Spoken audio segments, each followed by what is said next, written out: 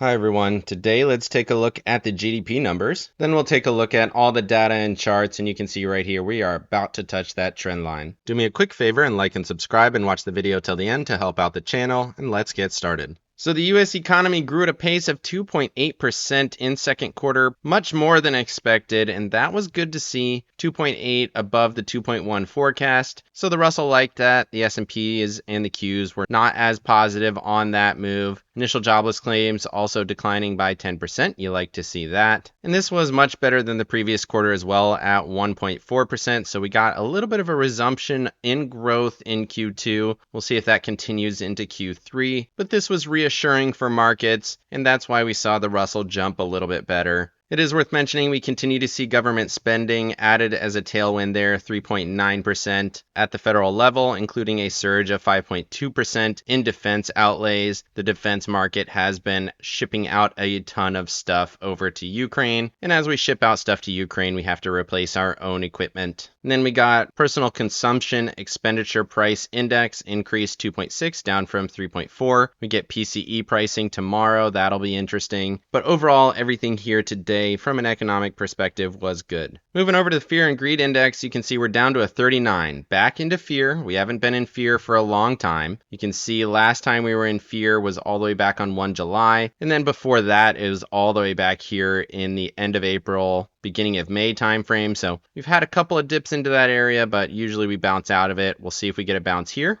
This is the zone we've been bouncing on these previous dips. I think we might see a little bit more of a dip low. We'll see how it plays. Momentum in fear. 125 EMA sitting there at 52.23. Been watching that level. Strength and breadth really haven't changed. Strength, no change. Fear, breadth, still in fear. Put call ratio continues to climb here, sitting around that 0.7 after getting down to a 0.6. Pretty significant change there. And then volatility spiking up. Close today 18.46. Safe haven demand continues to crater here. And then junk bond demand really not moving at all. Moving over to seasonality, you can see bearish period. The low was supposed to be yesterday. We expected more lows here today. We did get 3 days of bearishness now, so we'll see if that has kind of culminated or not. And then slight rally into the end of the month. That has not started, so still being patient for that. Moving over to earnings, AbbVie missing on the bottom line, everybody else beating. Union Pacific missing on the top line. Royal Caribbean beating on both. Seems like the cruise industry continues to get back into their groove. Still have tons of debt on the balance sheet, but it's interesting. Southwest Airlines beating on both. They're doing a little bit better than what we saw from American. They missed on the top line, beat on the bottom, so that was good for them. And then for tomorrow, Bristol Myers, Colgate-Palmolive, 3M, some of those staples names could be interesting, as well as healthcare with Bristol Myers. And that'll wrap it up for the week. Moving over to the economic calendar here, core durable goods beat. You like to see that. PCE prices, like we talked about, better than the previous 3.7. Durable goods orders also missing by a lot. Not great there at all. GDP, good for the quarter. GDP price index a little bit lower, so that's good as well. Initial jobless claims, 2,000 better, but still a little bit elevated. You can also see this previous number was revised up 2,000, so kind of a wash there. 7-year note auction, about 0.1 lower. Fed balance sheet really hasn't moved in a while, honestly, down just $3 billion this week. And then for Friday, PCE price index, corn headline, Michigan inflation data, consumer expectations, consumer sentiment, and Atlanta Fed GDP numbers. Moving over to max pain, you can see we're all the way down at 538, max pain 547. That seems to be swinging around a lot here, but still way below max pain, still right around the bottom of the calls at 539. You would expect that to kind of be the bottom of markets here for the week, which is tomorrow. Total options 1.2 million. Put call ratio quite low here at 1.88. Haven't seen it that low in a while. And again, this does look a little bit bullish because we are at those call lows. Moving over to the charts, starting off with the S&Ps, you can see we did get a little bit of mixed price action here. Got 3 up candles, 3 down candles. Still ended up bearish on the day, about 0.5%. Didn't touch the next level at 535.72. Broke this level, closed below it. So at this point, 540.34 is your resistance. You would expect a touch of that level and then a push down to that 535 level. And then look at that trend line here, sitting right in that same zone. Long-term trend sitting in that area. So again, everything to me says we're probably going to touch that zone. probably get a wick to that level, and then maybe we start to see a little bit of a relief rally. Momentum and RSI, everything still says bearish on the medium to long time frames. Moving over to the Tasty charts, you can see that daily we did break that 55 EMA, so now we're headed to that lowest ATR band. Again, 535, 50 is that same zone. Doesn't mean that we're going to stop there. You can absolutely grind there, just like we saw in this previous move. You hit the level 3 days in a row of grind, hit that 89 EMA, which is currently at 530. So you could see about another 1.5% or so of downside from here, touch that level, and then that's where we saw the rally was at that level, and then you can see we push back to that upper ATR. So we'll see how it plays. Looks like we're going to get back into more mixed conditions. You can see daily chart, definitely in bearish conditions there. And then 4 hour, we are at that lowest ATR band. We hit it yesterday. We're continuing to grind on that level. Probably why we didn't see a major drop off. Did get to the midpoint really briefly, touched that 21 EMA right in that zone. ATR resistance still 549. It's been flat there on the 4 hour. And then that lowest ATR band, 538.87. So we're already there on the 4 hour. Might see one more day on the daily chart, 1 or 2 more days. Moving over to the NASDAQ charts, similar thesis, big move up. Took out 2 levels actually after breaking down in the pre-market. Pretty interesting choppy price action. I got whipsawed on this a little bit. Not terrible, but definitely should have traded it better. Ended up down 1.1%. Almost touched my next level at 454.40. That's the zone I was watching. I do like that area. We do have some data coming out tomorrow. Maybe the data pushes us into that level. But that's an interesting zone. You can see this consolidation, 451.60 up to that 454.40 area. So that's the zone. I think we're going to get a bounce in that area, which again means about one more day of downward, hit that price target, and then we should see at least a little bit of a relief rally. Again, this has been a big move. So top to bottom here on a closing basis, that's 9%. And if you include the wicks there, that's 9.5% or so. So big move down. We'll see how it plays going into tomorrow's session. Then moving over to the Tasty charts, again, you can see that lowest ATR on this previous move back here in April. Hit that lowest ATR band. We have overthrown it here as well, just like we did on this previous move. And that was the bottom. So if we do bottom out here, should be soon. Maybe we get another wick. The concern, of course, is that we continue to see massive volume on this massive selling. So more selling is happening for sure, which could signal more continuation. We do have that 144 EMA sitting down there at 445.34. Momentum bearish, RSI bearish, ATR trailing stop all the way up at 491.57. And then looking at that ATR band, really not a lot of help right now. We are definitely extended on the 4 hour chart, 460.61, close below that level. So might see a slight bounce here. You can see the momentum did try to swing a little bit higher, but really with no conviction. So we'll see how it plays. Might get a slight rally like this, and then a continuation lower, and then we did get more continuation lower here today. So again, similar to the SPY, expecting a big wick down. Hopefully we get a bit of a culmination and then a relief rally. Moving over to the Russell and the Dow, the Russell continues to throw wicks here to this level, 221.49. 3 days in a row, we've been right in the zone. Again, we wicked it here today, got all the way up to 223.70, pulled back, closed below the level. It's up a little bit after hours, actually pretty decently up after hours, about 75 cents there. See if we can hold it into the news. I'm pretty much at the money here, so I've got some room to roll up if I need to on the call side. And then Dow, just barely positive, 0.21. It's at the level. 398.76 was the level we've been talking about, right at this consolidation high. If it's going to hold, it's going to do it here. If not, we're headed to that 55 EMA, about $5 or $6 lower. Moving over to stocks that moved here today, we got services now jumping 13.4%. Massive move, big jump, huge volume. This is all-time high breakout, closed above it. So services now looks like it's going to have a move tomorrow. I would expect at least a second day continuation. Price discovery, who knows where it could go. The wick high there is around $8.50, which would give you about $20 higher from current price. Seems like a decent setup for tomorrow. And then I did get asked about Enphase. Let's go ahead and go full screen on Enphase. So we got a low here back October, November, rallied up to 137, pulled back to around $96, and now we've pulled back to the middle of this range. I think we're probably probably headed to the top of the range around 130 to 133. Trend line here sitting around 140.50 or so. Either way, this looks like a low, higher low setup here. You could argue higher low setup here. Either way, I think we're headed back to the tops of this range, which again gives you about $13 to $16 of potential upside there. Middle of the range, I put a level at 114.33. You want to hold at least that midpoint on this consolidation if it's going to go higher. If it breaks down, you're probably headed back down to that 100 level. Moving over to Apple and Microsoft, these have been tough. So Microsoft dumping again 2.45%. Hit the 144 EMA, talked about that being important there at 417.75. The low of day was 417.51, so we did overthrow it just by a little bit.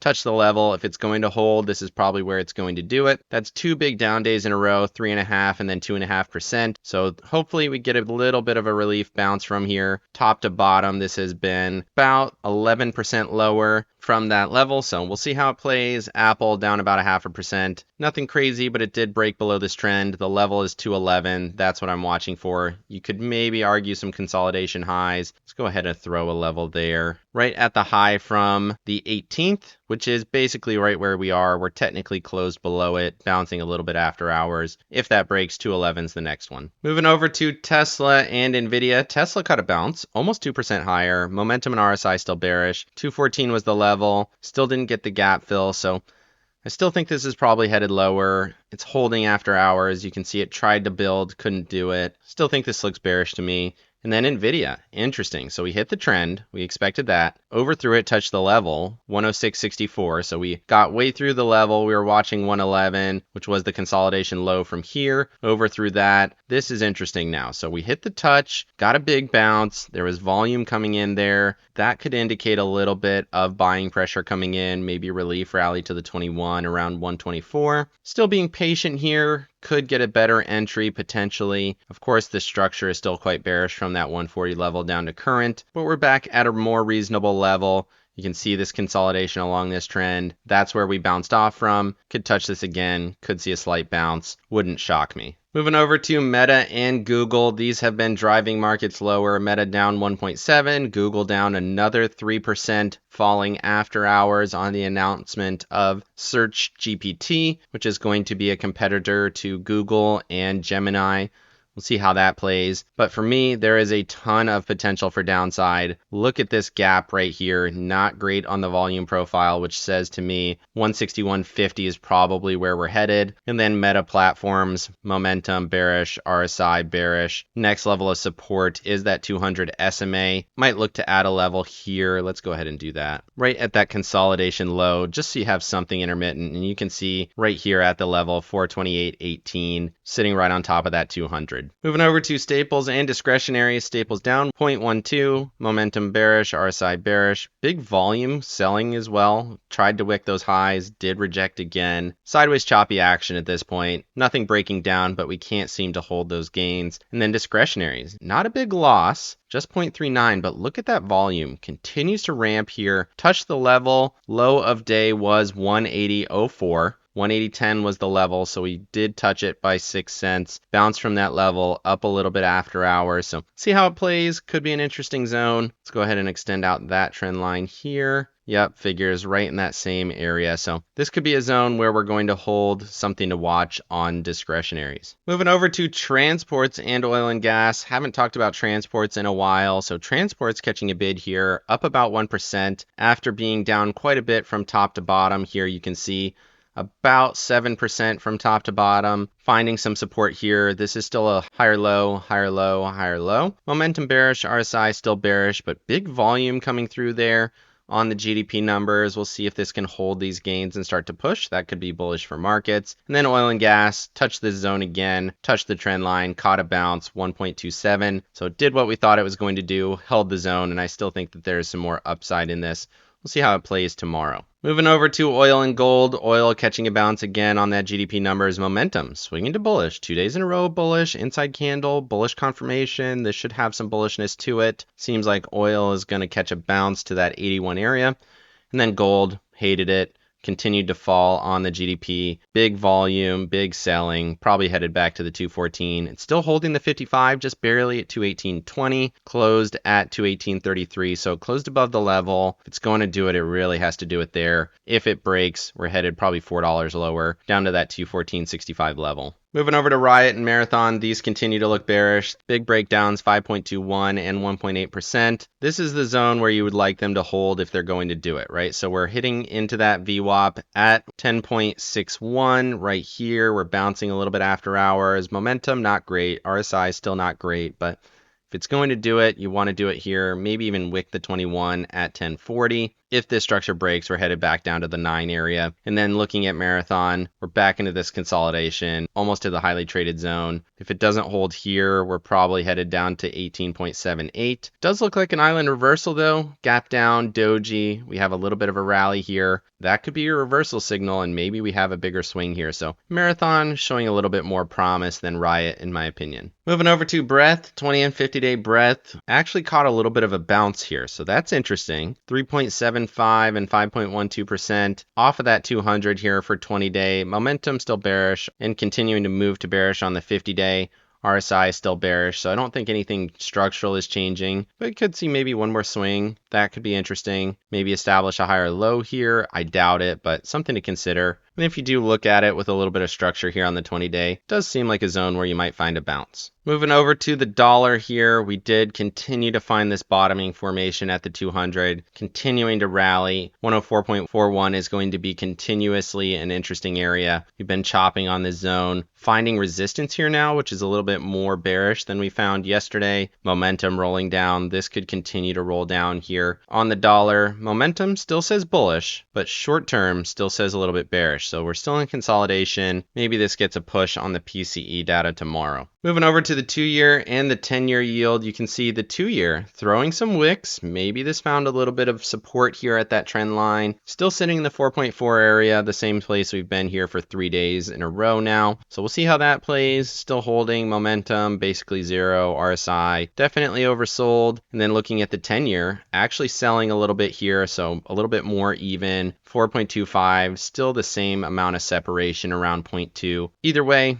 still like the 10-year to go higher and get to normalized conditions, but we could see both of them going a little bit higher here in the short term. Moving over to JNK and TLT, you can see JNK still cannot get above this consolidation, momentum fading. The concern for me here is that JNK is going to break down, and markets really haven't moved down in correlation with JNK. So if JNK starts to fall here and markets are falling, that could accelerate things in my opinion. But we'll see how it plays. And then looking at TLT, inside candle after finding support around that trend line here. Didn't quite touch it, but we got a gap higher, got an inside candle. I would expect some more upward movement here on TLT after today's candle. Moving over to the MOVE index, continuing to rocket higher here, interesting, and then volatility did get very close to this trend line here. Let's go ahead and extend that out. Just barely missed it. 1950 was the level, high of day was 1936. Did get to that 1850 level finally. 20 was kind of what we were looking for. See how it plays. Again, I think we're probably going to see one more spike, get into this zone, and then that might be a short-term top here for the VIX or a short-term bottom for markets. So see how it plays. RSI definitely extended, hit a 75.35, and now we're at 73.09. So definitely seems like we have just a little bit more bullishness in us before we start to see some reversal patterns. So we're touching that trend line. You can see that one marks some interesting levels here. Consolidation highs here, highs here, highs here. So touch that level. Interesting. That seems like a pretty valid trend line. See how it plays. We talked about this consolidation. I still think there's a little bit more downside to go in markets and a little bit more upside in the VIX, but we'll see how it plays. Moving over to my accounts, you can see I traded pretty poorly in the NASDAQ, down 800 in that account. Dumpster fire. Not as bad as markets, but not great either. Definitely should have traded better. Was a bit of a whipsaw, but we're positioned in a decent spot here now. Roth IRA continuing to do well. well with the Russell up move and the XOP up move. So that's good. Made money there. Rolled out to 220 for tomorrow, $2 credit. So 222 max profit on that. Actually sold a put here for tomorrow to 19 in my main account just for 87 cents, trying to make a few extra dollars there. I think we're probably going to see just a little bit more up move in the IWM, and that was up after hours about 75 cents. So that should be a good trade in there. And then looking at the Qs, it was down over 1%, about 1.1%. So that was okay. I lost a little bit less than markets, but not by much. I did dip my toes back into the put side here at 452 and 452.50. One put option on both of those for very little credits. Gives me quite a bit of room to the downside, about $6 or so to the downside. If you include the credit that I got on these, then you would say about $7 down. So I don't think we're going to get that low. Should be well enough protected on those. And then did sell some calls here for tomorrow. 463 for tomorrow for $1, being pretty conservative on that. I think we're probably going to get a bounce. I don't know how strong, but it should be a bounce. And then a 470 for 6 days from now as kind of an overarching protection. And then XOP, this expires tomorrow. It's already at $65 credit. Profit has about 20 more cents left in it. Not sure why the deltas aren't showing up here, but either way, you can see main account slightly bearish on the deltas going into tomorrow. Roth account slightly bullish. Overall, basically neutral. Let me know down in the comment section what you thought of the GDP numbers or the economic data. Is that going to hold up markets? Are we oversold? Are we going to get a dead cat bounce? Let me know. Otherwise, like and subscribe if you got any value out of this video. Make sure you hit the bell so you don't miss out on any future episodes. Of course, none of this is financial advice. This is all for entertainment purposes. Good luck in your trading and have a great day.